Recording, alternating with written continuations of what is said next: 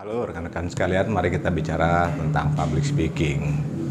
Public itu umum, speaking itu berbicara. Kenapa sih selalu kita temukan yang namanya kursus itu kursus public speaking, speak. Kenapa nggak talk? Public talking school, seru kali ya. Hanya saja sampai sekarang kita tidak pernah menemukan yang namanya public talking school. Selalu aja public speaking course, public speaking teknik, public speaking, dan lain-lain. Judulnya macam-macam. Nah, rekan-rekan, kenapa sih sampai seperti itu? Di Amerika udah ada riset udah lama banget. Ekonomi meningkat, kesejahteraan meningkat, keamanan meningkat, kemudian awareness mereka meningkat. Mereka udah nggak takut lagi sama kebakaran, bahkan mereka nggak takut dengan penyakit yang bahaya, jantung, stroke, kanker, udah biasa. Mereka dengar itu udah hal yang biasa. Mereka nggak takut lagi, bahkan mereka nggak takut mengenai kematian atau kecelakaan atau jatuh dari tempat yang tinggi. Tidak, bukan itu. Ketakutan terbesar mereka ternyata adalah berbicara di hadapan umum, ya public speaking tadi. Kenapa sih begitu? Penting. Di Indonesia mungkin belum disadari. Di luar sana dan di beberapa negara lain sudah sangat menyadari bahwa public speaking itu sangat penting. Apapun nanti disampaikan melalui kemampuan berbicara di hadapan publik.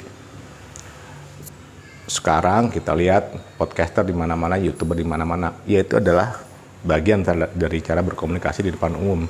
Bedanya berbicara di depan umum itu ternyata beda sama berbicara di depan kamera atau di depan mic radio. Ya memang beda.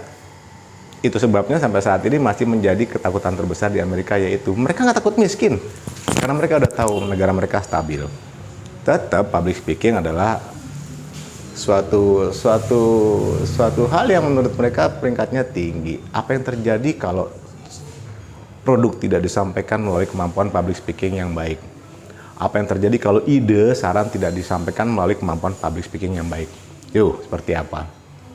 Dan apa yang terjadi pada saat membina relationship tidak menggunakan kaidah-kaidah public speaking? Wow. Oh, saya sudah biasa bicara. Ya udah, kalau sudah terbiasa bicara, yang ngukur siapa? Kaidah baik dan benar itu ada tata caranya juga. Benar, seseorang sudah terbiasa bicara, sudah sebagai pencerita yang baik, benar sekali. Tujuannya sampaikah? Tepatkah audiennya mengikuti setiap apa yang disampaikan? Dulu zaman yang kita sampai saat ini sih itu dalang itu luar biasa. Para dalang itu para penyaji cerita yang melalui bantuan wayang ya, dalang itu mahal harganya karena tidak semua orang mempunyai kemampuan seperti itu. Tapi kan kita nggak bicara seperti itu, kita nggak bicara dalang. Yang kita bicara saat ini adalah Anda, saya, dan yang lain-lainnya, termasuk siapa yang akan Anda temui atau hadapi nanti. Public speaking tetap menjadi hal yang mesti Anda pertimbangkan dalam proses kehidupan Anda, apalagi jika Anda adalah profesional. Menyampaikan pesan itu harus dengan kemampuan public speaking yang baik, supaya pesan tersebut mempunyai nilai efektivitas yang tinggi pada saat disampaikan. Pesan itu masuk, apalagi kalau ternyata pada saat di organisasi perusahaan ya, itu ada produk yang dijual. Memiliki kemampuan presentasi yang baik pada saat menjual produk, pada saat meeting, pada saat bergaul, itu juga berbeda. Di suatu ruangan yang besar, para bos berkumpul, semuanya berkumpul, termasuk presiden sekalipun, mana yang lebih penting saat itu, tamu yang hadir atau sang pembicara? Ya jelaslah pembicara, karena semua audien penuh perhatian di atas panggung tersebut, entah panggungnya itu dalam bentuk podium atau apapun juga. Tapi dipastikan kemampuan public speaking ini penting. Speak, beda dengan talk. Kalau talk, itu setiap orang berbicara. Public speaking, saya punya definisi sendiri. Adalah seni menyampaikan pesan. Seni loh, jadi setiap orang mempunyai nilai yang berbeda-beda dalam dia mengemukakan pendapatnya, menyajikan informasinya. Tentunya dengan tata cara yang memang baik dan benar. Saya dulu melatih di sebuah lembaga pelatihan khusus public speaking terbesar di Indonesia. Cukup lama. saya dipercaya untuk membungkus semua materi. Itu tugas saya. Nah, rekan-rekan sekalian, jika Anda merasa bahwa public speaking ini ya cuma bicara begitu aja, sepertinya Anda harus koreksi deh pemikiran Anda. Beda banget. Kemampuan public speaking skill ini mutlak dibutuhkan, apalagi jika Anda seorang leader. Public speaking is a secret weapon. Saya pada saat melatih selalu menyiapkan sebatang rokok ya, seperti ini. Oke, mulai sebatang rokok. Lalu mulai berlatih. Dan pada saat rokok ini habis, dia udah bisa. Ya iyalah, saya kan memang pelatih dibilang seperti itu, karena sudah lama dibilang seperti ini, dan saya tahu benar rasa takut seseorang, saya tahu benar cara mengungkapkan, mengorek, apa sih namanya, membedol rasa takut seseorang tersebut, dikeluarkan lalu dirubah menjadi energi yang positif, sikap mental yang positif, semuanya ada di situ.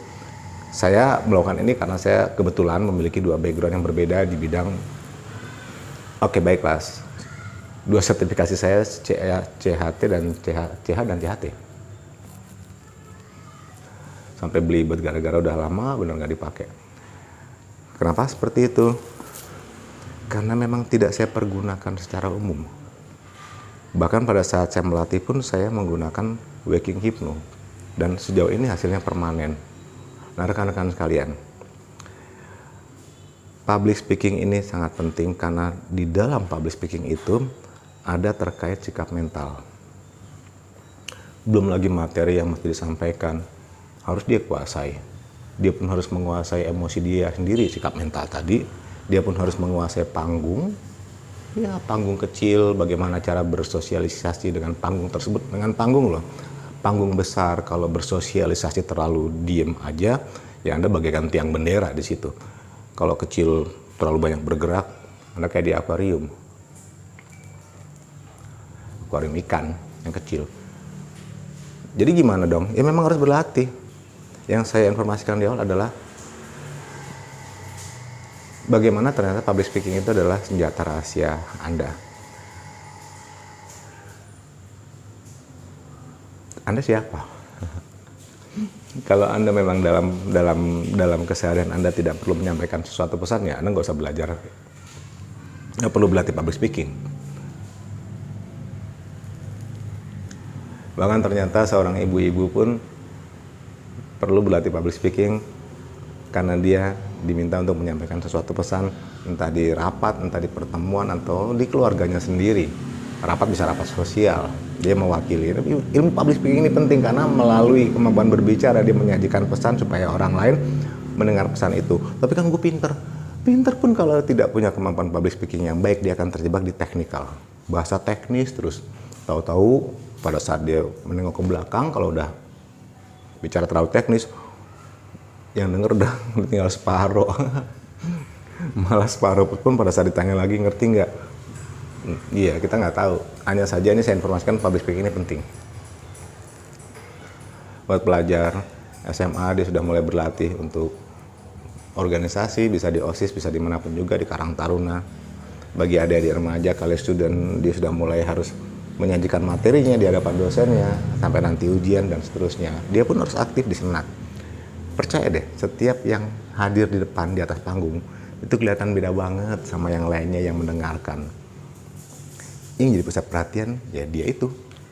Nah, Anda pengenkah seperti itu? Dulu sih saya pengen banget, sampai akhirnya jadilah pelatih. Bu, pertama tampil saya ngaco, yang penting semangat. Padahal pada saat semangat itu saya nggak bisa membedakan bahwa emosi saya kadang-kadang terbawa. Wow, jadi keras, kadang-kadang jadi terlalu lunak. Supaya orang ngerti, supaya orang ngikutin acara, nggak gitu, ada tekniknya. Terus kemudian kata berulang, beruntun keluar semua. Padahal nggak tepat, karena belum tentu seharusnya dipilah nggak semua materi itu keluar. Saya gagal waktu itu, dipercaya sama kantor untuk menyajikan presentasi mengenai sesuatu. Saya malah melakukan orasi. Wah, seru sih, sampai pada seru semua, ketawa semua, dan akhirnya menyimpang dari materi. Menyimpang dari materi, kan kagak menang. Kagak dapat nilai. Beberapa sebel malah langsung bicara, kagak taunya salah satu jurinya datang ke saya. Jurinya itu ya dari kepala cabang, saya dulu di otomotif ya, di Astra, Toyota Auto 2000. Datang ke saya malah bilang seperti ini, Bayu, kamu udah latihan TOT belum? Apa tuh TOT? Train of the Trainer. Buat apaan Pak? Ya belajar aja. Tapi dia nggak ngasih tahu tujuannya buat apa. Terlupa tuh. Sampai akhirnya saya pindah kantor, udah mulai rada bener ngomongnya, rada terstruktur. Terus akhirnya saya mulai latihan otodidak. Latihan lagi di Cermin. Di Cermin lucu banget ya. Jadi sampai akhirnya nyonya saya waktu itu, ngapain Mas? Dia nggak tahu saya lagi latihan bicara. Padahal udah sering bicara, masih latihan juga. Malu. Kagak tahu sih jadi pelatihnya sampai sekarang. Jadi saya ngerti betul, kenal betul bagaimana kalau misalkan overconfident seperti apa. Undernya juga seperti apa. Menyeimbangkannya bagaimana. Gugup, berkali-kali gugup. Dan memang gugup itu, nih ya gejalanya nih, kalau gugup ya. Gugup kan karena nggak menguasai materi, nggak menguasai diri, nggak menguasai panggung, nggak menguasai audiens ya. Itu tuh bisa loh, tangan itu keringetan, semuanya keringetan. Pada saat mau bicara, cari toilet kemana-mana. Sampai di toilet udah nggak ngapa-ngapain, cuma liatin cermin aja. Dulu gue begitu. Mematut pakaiannya, bolak-balik, nggak ada apa-apa. Kenapa? Pada saat di undangan kasih tahu yang datang ini, para pesohor semua. Itu banyak yang mengalami hal yang sama. Apakah Anda mengalami hal seperti itu juga? Saya ngalamin. Dan pada saat tampil harus berhati-hati. Untungnya waktu itu saya menjaga diri saya, menjaga sikap saya, jangan sampai saya berlebihan pada saat bicara. Apalagi nyenggol hal-hal yang bermasalah terkait politik. Hati-hati bicara politik. Oke, yang saya hindari adalah sara ya. Suku, agama, ras, antar golongan, tambahin PD, sarap jadi ya. Partai politik, itu yang saya hindari. Jadi pun kalau memberikan humor, hindari itu. Saya memang harus hati-hati. Supaya nggak terjadi blunder. Tiba-tiba kalau misalkan pada saat turun panggung, ternyata apa yang disampaikan salah, rame nanti. Nggak sesuai objektifnya. Nah bagi rekan-rekan sekalian, saya membongkar akronim dari SPEAK itu sendiri. SPEAK itu apa? Nanti kita bahas di pertemuan berikutnya ya. Cuman sekarang saya mau inform ke Anda bahwa public speaking itu demikian pentingnya. Obama memang itu masih, menurut saya masih bagus lah, jago lah kalau untuk urusan public speaking. Dari zaman kuliah dia udah memang terlatih dan khusus dia untuk bicara mempengaruhi orang sampai akhirnya sedunia tahu dia public speaking yang bagus. Bill Clinton juga begitu. Nah, Bung Karno lebih luar biasa lagi, dia diakui dunia. Kemampuan dia untuk tampil, untuk berorasi secara elegan, ya memang dia menguasai, dia jago di bidang itu. Ada 3 ya kalau di kelas saya tuh ya, ada Barack Obama, ada Bill Clinton, ada Bung Karno. Satu lagi saya masukin, Steve Jobs. Ya, kadang-kadang saya juga pakai beberapa yang lainnya buat contoh. Kalau wanita, diantaranya Margaret Thatcher, Hillary Clinton. Nah, pada saat mereka berlatih, saya harus mengeluarkan originalitas mereka. Karena nggak sama. Tahap awal memang mereka tuh mengcopy gaya orang. Tahap berikutnya setelah dia sudah menikmati panggungnya, dia harus siap jadi copy. Dan pada saat di kelas, kalau mau lulusan nih dari kelas saya, dia masih pakai gaya orang lain, saya nggak kasih lulus. Contohnya, kenapa? Itu gaya siapa? Gaya asli Anda bukan? Bukan, itu gaya Bung Karno. Nggak mau, saya maunya gaya Anda. Ini gaya siapa? Gaya Steve Jobs nggak mau, saya maunya gaya Anda. Ini gaya siapa? Gaya bapak saya nggak mau. Ini gaya siapa? Pada saya nggak mau. Saya mau Anda sendiri. Jadi di kelas itu ada macam-macam. Ada yang sukanya humor, karena memang dia pembicara yang humoris. Ada yang serius. Bagaimana mengkombinasikannya. Nah yang menariknya mereka akan keluar dari kelas saya dengan gaya asli mereka sendiri, originalitas. Dan saya sekedar mengingatkan, public speaking adalah seni menyampaikan pesan, karena seni itu bersifat, kadang-kadang seni itu arogan ya. Iya mau dia, semua orang akhirnya ikut. Dulu ya, zaman dulu nih, pembicara jasnya rapi, rambutnya klimis, bicaranya tertata, ketawa pun diatur,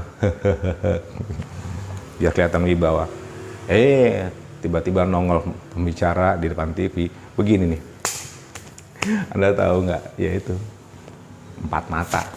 Jadi satu hal yang jadi aneh semuanya, dan ternyata karena ilmu komunikasi ini dinamis, orang ternyata jadi suka yang begitu, karena asli. Kembali kepada originalitas, tugas saya di setiap pelatihan adalah mengeluarkan Anda yang sesungguhnya. Sebagai contoh, saya saat ini tidak menggunakan teks sama sekali, nggak ada teleprompter, nggak ada coretan, nggak ada apa-apa, kosong. Setiap siswa saya keluar dari kelas saya bisa bicara tanpa harus dengan teleprompter, contekan, kertas, atau bahkan cue card sekalipun, udah nggak pakai lagi, natural.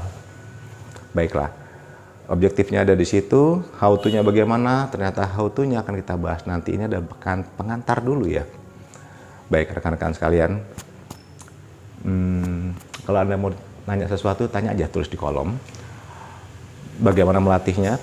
Ya iya, sebatang rokok, berlatih, selesai. Ingat, berlatih public speaking beda dengan belajar public speaking. Tugas saya melatih supaya Anda bisa. Tugas saya tidak mengajarkan Anda mengenai ilmu public speaking. Tugas saya membuat Anda bisa berbicara di hadapan publik. Itu bedanya. Dan ini garansi dari profesionalitas saya sebagai pelatih, membuat Anda bisa berbicara secara terstruktur, baik dan benar. Rekan-rekan, kita lanjut di sesi berikutnya ya.